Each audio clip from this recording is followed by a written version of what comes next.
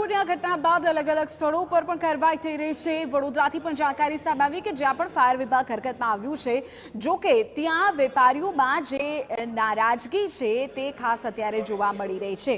આપણે કહી દઈએ કે સરદાર ભુવન ખાંચામાં કાર્યવાહીથી વેપારીઓ નારાજ છે। 50 જેટલી દુકાનોને ફાયર સેફટીને લઈને સીલ કરી દેવાઈ છે।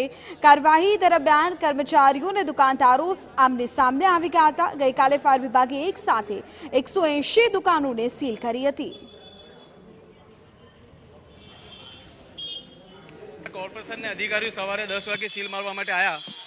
એમને એક ઇન્ફોર્મ કર્યું, મારી શોપની અંદર ગ્રાહક બેઠું હતું। મેં એમને કીધું કે સાહેબ અડધો કલાક મને આપો, ગ્રાહક પતી જાય પછી અમે લોકો શોપ બંધ કરી દઈએ છીએ।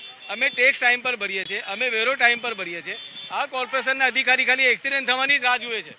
જે એક્સપાયર થઈ ગયું એમને બહુ દુઃખ છે, અમે એના માટે દુઃખ વ્યક્ત કરીએ છીએ। પણ શું આ એક્સિડન્ટની કોર્પોરેશન રાહ જોતી હતી કે એવું કશું ઇસ્યુ થાય એના પછી અમે સ્ટેપ લઈએ? અમને આના અગાઉ કશું નોટિસ આપી જ નથી। કોર્પોરેશન આ સ્ટેપ કઈ જ ના લઈ શકે।